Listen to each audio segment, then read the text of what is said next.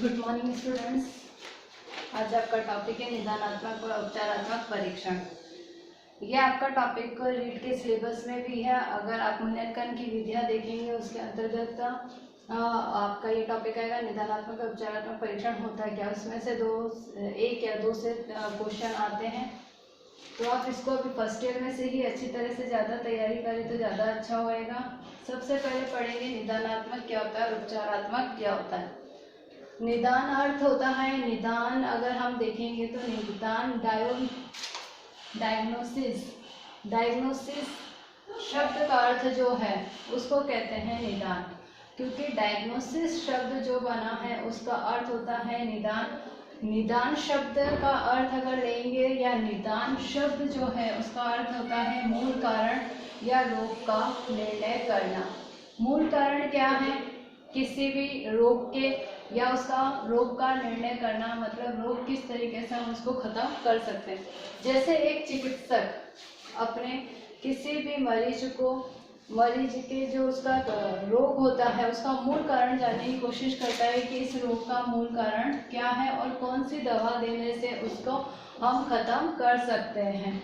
उसी तरीके से अध्यापक भी शिक्षक छात्र की विषयगत मंदता और पिछड़ेपन या उसकी अधिगम संबंधी त्रुटियों व कमियों का ज्ञान प्राप्त करके उसकी कठिनाइयों का निदान करता है।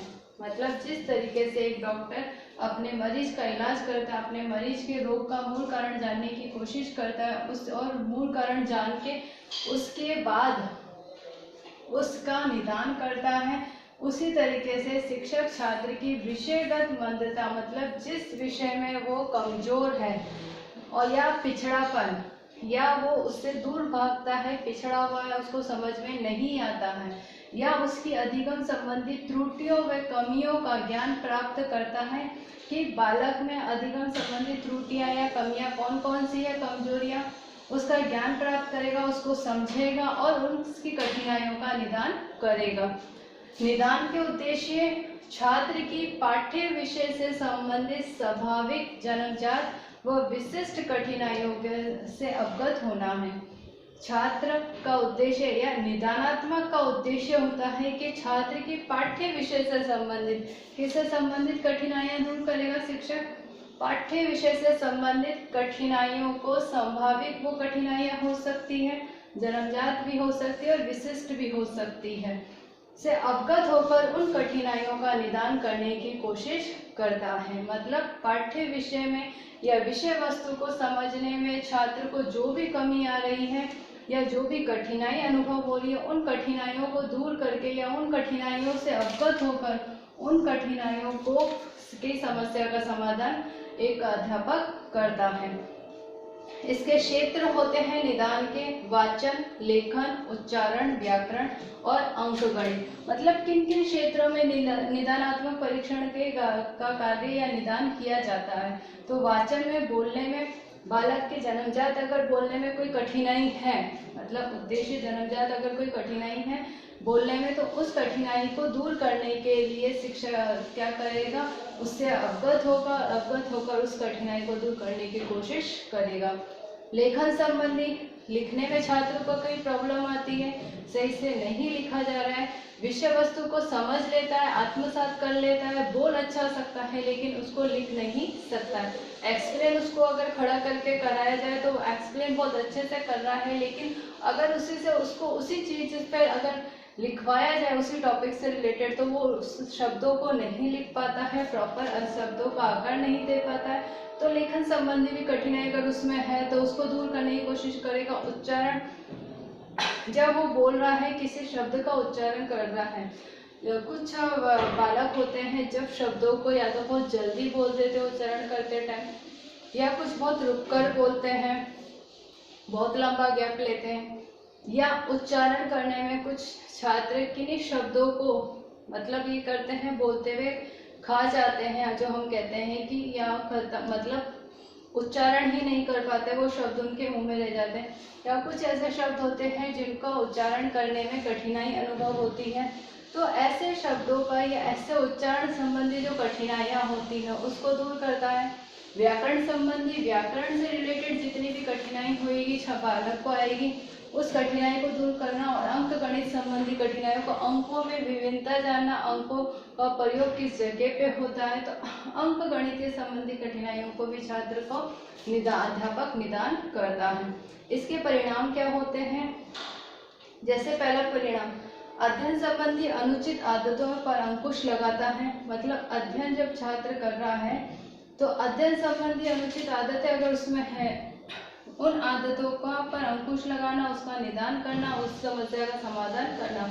अध्ययन संबंधी अनुचित आदतें हो सकती है जब हम ऐसा पढ़ रहे हैं तो हम कभी लेट के पढ़ते हैं, या हम जब पढ़ते हैं तो हमने बहुत सारे एक साथ पढ़ लिया लेकिन पीछे का हम भूल गए, नहीं याद रहा।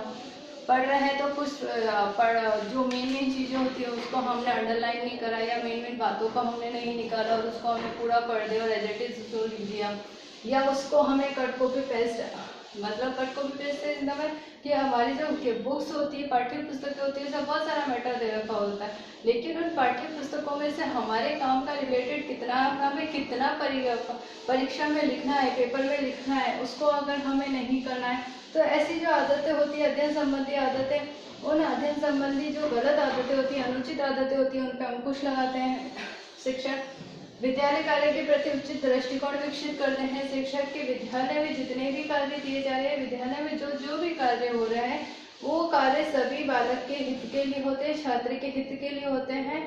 तो विद्यालय कार्य के प्रति उचित दृष्टिकोण विकसित करता है कि कोई भी एक्टिविटी करवाई जा रही है वो बालक के हित में ध्यान में रखकर कराई जाती है, न कि बालक के लिए अनुचित वो होगी। अनुचित प्रवृत्तियों का समाधान करना, छात्र में कोई भी अनुचित प्रवृत्तियां हैं उनका समाधान करना, उस अनुचित प्रवृत्तियों को क्या करना, खत्म करना। मतलब ऐसी प्रवृत्तियां या ऐसी आदतें जो बालक में गलत होती हैं उनका समझकर, जानकर, उनका ज्ञान प्राप्त करके उन आदतों का समाधान करता है। तो निदानात्मक शब्द या निदानात्मक जो परीक्षण किया जाता है वो विषयगत मंदता या विषयगत कमजोरियों को दूर करके या उसको जानकर, उसका ज्ञान करके उसका निदान किया जाता है, और उसके क्षेत्र और उसके परिणाम इस तरीके से होते हैं। अब है उपचारात्मक। उपचारात्मक शब्द जो है औषधि शास्त्र से लिया गया है। किससे लिया गया है? एक औषधि शास्त्र से। आपके कभी रीट में या किसी भी आरपीएससी के पेपर में भी आ सकता है कि उपचारात्मक शब्द किससे उत्पन्न हुआ है। तो उपचारात्मक शब्द की जो उत्पत्ति हुई है या उपचारात्मक शब्द जो लिया गया है वो औषधि शास्त्र से लिया गया है। अध्यापक अपने छात्रों के अधिगम संबंधी दोषों को दूर करके उनके सीखने की गति को सुधारने का प्रयास करता है। उपचारात्मक भी जिस तरीके से चिकित्सक अपने मरीज के रोगों का उपचार करता है, उसी तरीके से अध्यापक अपने छात्रों के अधिगम संबंधी दोषों को दूर करके, मतलब जितने भी दोष हो रहे हैं या जितने भी दोष पाए जाते हैं सीखने में छात्र में, उन दोषों को दूर करके उनके सीखने की गति को सुधारने का प्रयास करता है। जिस तरीके से एक डॉक्टर अपने मरीज का इलाज करता है, उसके जो भी रोग है उसको दूर करता है, उसी तरीके से अध्यापक भी छात्र के अधिगम संबंधी दोषों को दूर करता है और सीखने की गति को सुधारता है। उपचारात्मक के उद्देश्य होंगे। सबसे पहला उद्देश्य है ज्ञान संबंधी त्रुटियों का अंत करना। ज्ञान संबंधी शिक्षक छात्र की ज्ञान संबंधी त्रुटियों का अंत करता है। मतलब जितनी भी उसके जो ज्ञान से संबंधित त्रुटियां हैं, जो कमियां हैं उसमें पाई जा रही है, किसमें? छात्र में। तो शिक्षक उस ज्ञान संबंधित कमियों को क्या करेगा? अंत करेगा, दूर करेगा, उन कमियों का समाधान करेगा।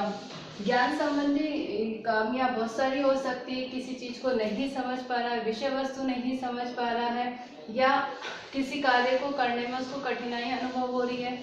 कोई कार्य वो स्वयं नहीं कर सकता है, किसी कोई करके बताएगा तभी वो उस कार्य को करेगा। तो ऐसी बहुत सारी समस्या है, ज्ञान संबंधी समस्या होती है जो छात्र में कमियां पाई जाती है। दूसरा है अधिगम त्रुटियों को दूर करना।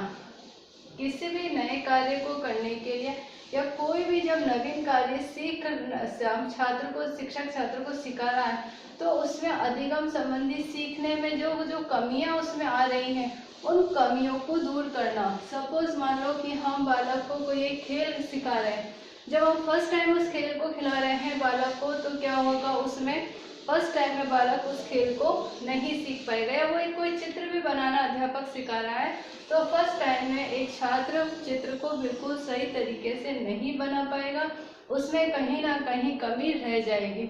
जब वो उसका बार बार अभ्यास करेगा तो बार बार अभ्यास करने के द्वारा अध्यापक बार बार अभ्यास करा के उस कमी को, उस त्रुटि को दूर कर सकता है। दोषपूर्ण आदतों मनोवृत्तियों का समाप्त करना। दोषपूर्ण आदत जितनी भी छात्र में पाई जाती है, शिक्षक दोषपूर्ण आदतों मनोवृत्तियों को समाप्त करता है। मतलब एक छात्र में जितनी भी गलत आदतें, गलत मनोवृत्तियां पाई जाएंगी, शिक्षक उसका क्या करेगा, छात्र में जितनी भी दोषपूर्ण आदतें पाई जाएगी, शिक्षक उसका ज्ञान करके और उसको दूर करने की कोशिश करेगा, उसकी समस्या का समाधान करेगा। इसके क्षेत्र होते हैं छात्रों के ज्ञानात्मक, भावात्मक और क्रियात्मक संबंधी कठिनाइयों को दूर करके नवीन उपाय बताना। मतलब छात्र के हम ये कह सकते हैं संपूर्ण ज्ञानात्मक भी हो सकता है, भावात्मक भी है और क्रियात्मक संबंधी कठिनाई, जितनी भी जो भी कठिनाई बालक को आ रही है, चाहे उसके ज्ञान से संबंधित हो, चाहे उसके भावों से संबंधित हो, चाहे उसके क्रियात्मक किसी क्रिया को, कार्य को करने की क्रिया से संबंधित हो, तो जो भी कठिनाई उसके सामने किसी भी इन तीनों क्षेत्रों में आती है, उन कठिनाइयों को दूर करके शिक्षक क्या करता है, छात्र को नवीन उपाय बताता है और छात्र का सर्वांगीण विकास या उसका विकास करने की कोशिश करता है। इसके परिणाम होते हैं विद्यार्थियों में समायोजन की क्षमता, कि विद्यार्थियों में समायोजन की क्षमता विकसित करते हैं। शिक्षक उपचारात्मक शिक्षण के द्वारा विद्यार्थियों में समायोजन की क्षमता का विकास करते हैं। समायोजन की जो क्रिया है, समायोजन किस तरीके से किसी भी क्षेत्र में छात्र कर सकता है, वो उस क्रिया को या उस प्रक्रिया को शिक्षक उसमें क्षमता का विकास करता है। किसमें? छात्र में। मानसिक व संवेगात्मक संघर्षों से मुक्ति। शिक्षक छात्र को उपचारात्मक शिक्षण के द्वारा मानसिक और संवेगात्मक संघर्षों से मुक्ति दिलाता है। अगर मानसिक रूप से हम कोई बात को बार बार सोच रहे हैं, किसी बात को करने में हमें कठिनाई हो रही है और उसको हम सोच रहे हैं, मानसिक रूप से हमने उसको ले लिया है, या संवेगात्मक भावों में अगर हम ज़्यादा बह जाते हैं, तो मानसिक और संवेगात्मक जितने भी संघर्ष होंगे एक बालक के उसमें चलते हैं, तो उपचारात्मक परीक्षण के द्वारा उन संघर्षों को दूर करने की कोशिश करता है शिक्षक। क्रमबद्ध या सुनियोजित करने की योग्यता।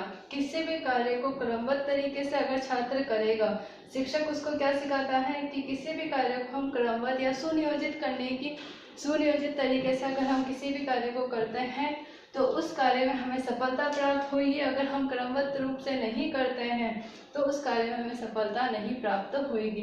तो किसी भी कार्य को या किसी भी प्रक्रिया को क्रमबद्ध और सुनियोजित करने की योग्यता उसमें विकसित, किसमें? छात्र में विकसित करते हैं। विचार करने, विचारों को व्यक्त करने की योग्यता। छात्र में कितने नवीन विचार उत्पन्न होते हैं, लेकिन उन विचार करने, उनको सोचने के लिए भी क्या करना, एक किसी विषय को दे देने का और विषय को देने के बाद में उस पर सोचने के लिए उनको बोलने का, और जितना वो विचार कर सकते हैं उन विचारों को वो किस तरीके से व्यक्त करेंगे।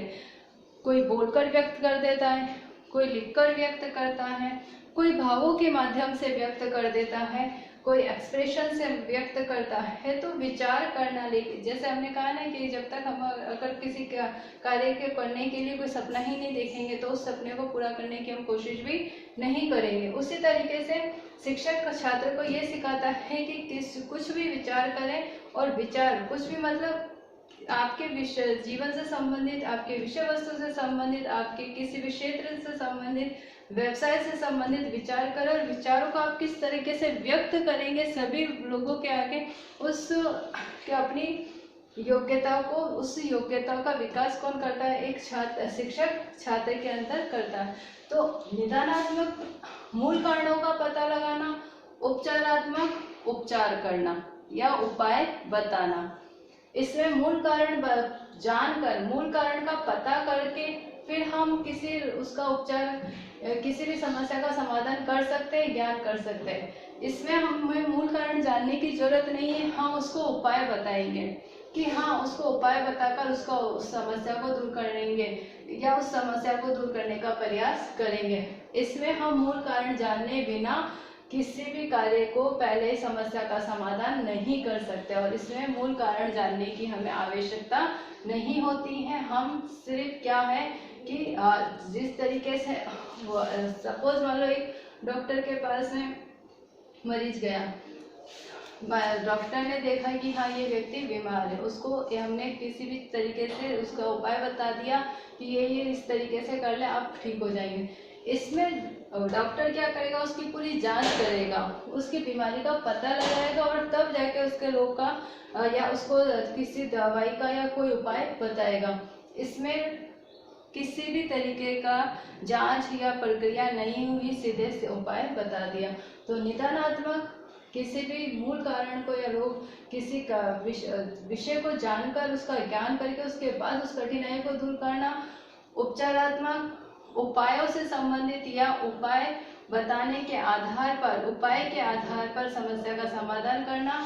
इसमें विषयगत मंदता और पिछड़ेपन से संबंधित त्रुटियों और कमियों को दूर करा जाता है। इसमें अधिगम से संबंधित दोषों को दूर करके सीखने की गति में सुधार करने का प्रयास किया जाता है। इसका उद्देश्य छात्रों की पाठ्य विषय से संबंधित स्वाभाविक, जन्मजात और विशिष्ट कठिनाइयों से अवगत होना है। इसका उद्देश्य छात्र के ज्ञानात्मक, भावात्मक और क्रियात्मक संबंधी कठिनाइयों को दूर करना है। इसका क्षेत्र वाचन, लेखन, उच्चारण, व्याकरण, अंकगणित होता है। इसका क्षेत्र ज्ञानात्मक, भावात्मक होता है। परिणाम, इसमें अध्ययन संबंधी अनुचित आदतों पर अंकुश लगाना, इसमें विद्यार्थी को समायोजन की क्षमता की योग्यता विकसित करना, मानसिक और संवेगात्मक संघर्षों से मुक्ति कराना, विद्यालय के कार्य के प्रति उचित दृष्टिकोण विकसित करना। तो इस तरीके से दोनों में अलग अलग डिफरेंस पाए जाते हैं और दोनों ही क्या है, किसी भी कार्य को करने के लिए या अध्यापक के लिए निदानात्मक, उपचारात्मक परीक्षण की जानकारी रखना और इसके आधार पर बालकों में सुधार करना, अधिगम संबंधी कठिनाइयों को दूर करके उनके शिक्षण में वृद्धि करना या और शिक्षक अपने शिक्षण को प्रभावशाली इस तरीके से बना सकता है। इससे रिलेटेड आपके नोट्स और आपके क्वेश्चन पीडीएफ में भेज दिए जाएंगे। इससे रिलेटेड जो भी मैटर पीडीएफ में भेजा जाएगा और आपके जो विषय वस्तु पाठ्य पुस्तकों में है, दोनों ही से संबंधित एक दूसरे से, आप दोनों को अच्छे से पढ़िए। आगे समय में आपके रीट या RPSC second grade, first grade में भी ये टॉपिक आपके काम आएगा।